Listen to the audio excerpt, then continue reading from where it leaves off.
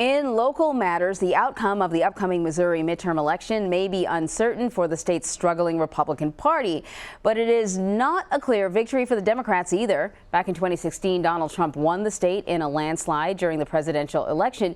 He beat Hillary Clinton by almost 19 points and 500,000 votes. But the Republican Party has been plagued with negative headlines brought on by Governor Eric Greitens.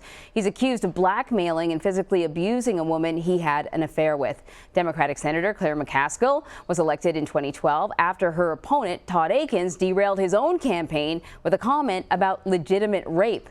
McCaskill is still one of the more vulnerable Democrats up for re-election in November. Her likely opponent, Republican Josh Hawley, has been Missouri's Attorney General for 15 months. So that's a little bit of the background there. Here to discuss is St. Louis Public Radio political reporter Jason Rosenbaum. Thank you so much for joining us. This is actually a really interesting race that people might not be paying attention to because every candidate is vulnerable here. We're going to start with the incumbent, though, McCaskill. I was reading an article about her and her ability to win in 2006 and 2012, and they called it an act of political jujitsu because she's never really been firmly in place there. But why is she struggling now when, you know, the Republicans are dealing with so much controversy? The big reason that her re-election is in doubt is because Missouri has become more Republican since she was first elected in 2006. Most of rural Missouri, even parts that used to be Democratic, such as northeast Missouri and southeast Missouri, have gone bright red, especially with the election of Donald Trump in 2016. So in order for her to win, she doesn't necessarily need to win rural Missouri, but she needs to get at least between 35 and 45% of the vote. And she also needs a strong turnout in urban and suburban Missouri, where she's typically done well. I think, though, she is seen as one of the best retail politicians in the state. She's been barnstorming places where Trump did well for months, and she's hoping to piece together that urban, suburban, rural coalition that will help her defeat a very tough opponent in Josh Hawley. So what has her message been? Is she aligning herself 100% with the Democrats? Is she saying, well, I'm sort of a middle of the road Democrat and, you know, some of what President Trump has done is not all that bad? What's her message?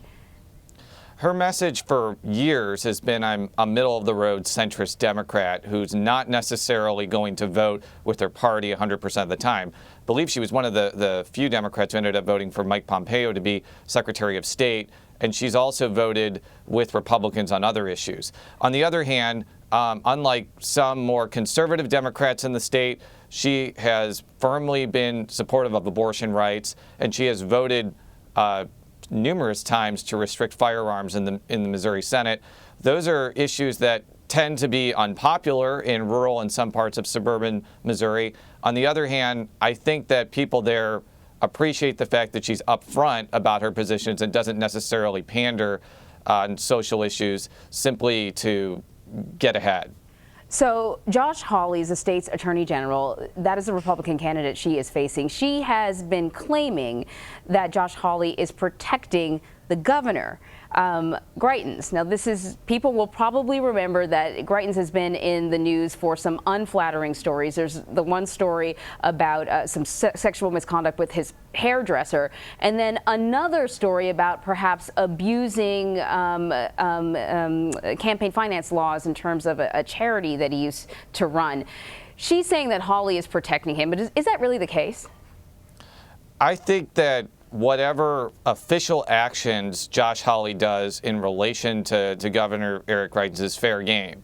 He encountered a lot of criticism for not doing a thorough enough investigation on whether the governor's administration legally used an app on their phone that makes text messages disappear. And McCaskill has pointed out with the Mission Continues fundraising list situation that you just mentioned, that he could have dealt with that situation a lot earlier rather than when the governor became politically radioactive. On the other hand, though, Josh Hawley and Eric Greitens have completely different political operations. In fact, Josh Hawley's primary political consultant in 2016, James Harris, is also the political consultant for Lieutenant Governor Mike Parson, who would become governor if Greitens either resigns on his own or is pushed out. So they really aren't politically close per se. But what McCaskill is trying to do is try to link his official actions as Attorney General with basically saying that they aren't tough enough, or he's a Johnny-come-lately, so to speak. He has said, though, Josh Hawley has said that he would like to see Greitens step down. There's been increasing pressure from the Republican Party to have him just sort of go away. Is there anything that Josh Hawley can do to stop him from eating up the political headlines in Missouri?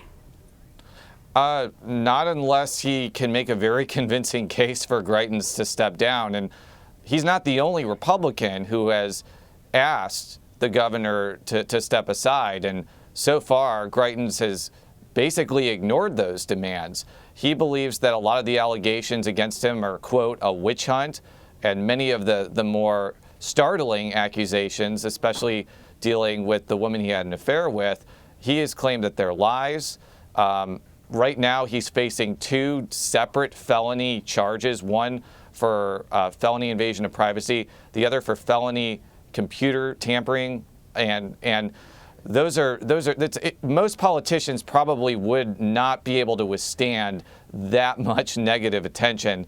Greitens is trying to become one of the few politicians in America to try and move past this. It's going to be difficult, needless to say, and even if he manages to stay in office, his ability to actually push through policy, even through a very Republican legislature, is compromised beyond repair at this point. Now, I read the thing about Missouri voters is that they are proud of being fiercely independent. It is not about partisanship for them. It is about Missouri. Is this a national race or is this a local race?